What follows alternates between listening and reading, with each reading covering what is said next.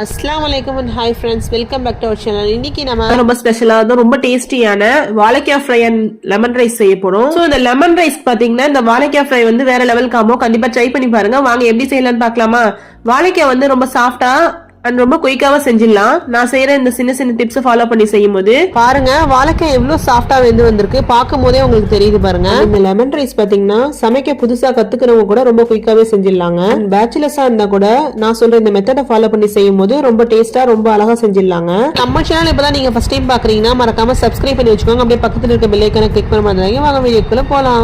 Guys நம்ம part 1ல lemon rice எப்படி செய்யலாம்னு பாத்துடலாமா. சோ இன்னைக்கு நம்ம லெமன் ரைஸ் செய்யறதுக்காக எடுத்துக்க லெமனோட குவாண்டிட்டி பாத்தீங்கன்னா ஒரு 2 லெமன் இருக்கும். சோ இது சீட்ஸ் இல்லாம நல்லா ஸ்வீஸ் பண்ணி எடுத்துக்கலாம். சைஸ் பாத்தீங்கன்னா இந்த மாதிரி சைஸ் தான் இருக்கும். நல்ல பழுத்த லெமனா பார்த்து எடுத்துக்கோங்க, அப்பதான் டேஸ்ட் நல்லா இருக்குங்க. ஸ்டவ் ஆன் பண்ணி ஒரு பாத்திரம் வச்சுக்கலாம்.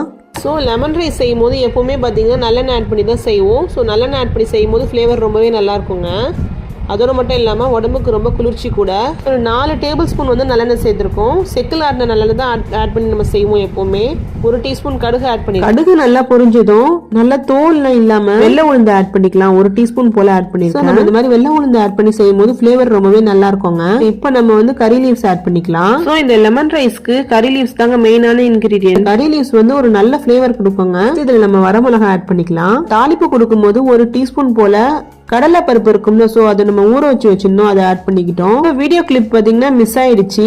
இந்த மாதிரி லைட்டா மிக்ஸ் கொடுத்துடலாம். அந்த மாதிரி நம்ம சேர்த்திருக்க எல்லா இன்கிரீடியன்ட்டும் நல்லா பொரிஞ்சு வரணும். சோ அதுக்கப்புறம் தான் நம்ம இன்னொரு சீக்ரெட் இன்கிரீடியன்ட் ஆட் பண்ண போறோம். சோ இது டேஸ்ட் இன்னுமே நல்லா இருக்குங்க. நல்லா வறுத்துக்கலாம். நம்ம லெமன் ரைஸ் செய்யறதுக்கு முன்னாடி நம்ம ரைஸ் ஆல்ரெடி பாயில் பண்ணி எடுத்து வச்சிருக்கோம். வேர்க்கல்ல இருக்கு பாருங்க. சோ அதுதான் நான் சொல்றேன். சோ இந்த மாதிரி நல்லா பொரிஞ்சதுக்கு அப்புறம் நம்ம ஒரு 3 டேபிள் ஸ்பூன் வேர்க்கல்ல ஆட் பண்ணிக்கலாம். இதுதான் நான் ஆல்ரெடி சொன்ன சீக்ரெட் இன்கிரீடியன்ட். வேர்க்கல்ல சேர்த்து செய்யும் போது டேஸ்ட் ரொம்பவே அல்ட்டியா இருக்குங்க. நீங்க இந்த தாளிப்புலியே நீங்க நல்லா வறுத்து எடுத்துட்டீங்க வச்சுக்கோங்களேன். லெமன் சாதம் சாப்பிடும் போது வாயில கடிப்படும் போது ரொம்ப நல்லா இருக்குங்க.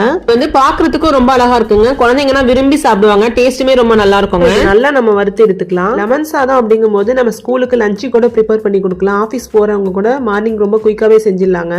நீங்க முத நாளே இந்த மாதிரி ப்ரிப்பேரா எடுத்து வச்சிட்டீங்கன்னு சொன்னா ரொம்ப குயிக்காவே செஞ்சிடலாங்க. மார்னிங் நீங்க ரைஸ பாயில் பண்ணிட்டு பக்கத்துலயே நீங்க தாளிப்பு கொடுத்துடலாங்க. நெக்ஸ்ட் இதுல ஒரு 4 பூண்டு பல்ல நம்ம இடி உரல் இருக்கும்ல, சோ அதில் நம்ம தட்டி எடுத்து வச்சிருக்கோம். சோ அதை சேர்த்துக்கலாம். பாருங்க இந்த வேர்க்கல்ல ஒரு 2-3 நிமிஷத்துலயே உங்களுக்கு அழகா வறுத்து வந்துருச்சு. சேர்த்துறோம்ல பூண்டு பல்லு, இதையும் நம்ம நல்லா வதக்கிட்டு லைட்டா அதுல நம்ம உப்பு ஆட் பண்ணிக்கலாம். ஆல்ரெடி நம்ம ரைஸ் வேக வைக்கும் போதே பாத்தீங்கன்னா நம்ம உப்பு சேர்த்திருக்கோம். அதிகமா சேர்க்கணும்னு அவசியம் இல்லைங்க. இப்ப நம்ம மஞ்சள் பொடி ஆட் பண்ணிக்கலாம். மஞ்சள் பொடி ஒரு 1/2 டீஸ்பூன் ஆட் பண்ணிருக்கேன். ஆட் பண்ணிட்டு இந்த மாதிரி நல்லா வதக்கிக்கலாம்.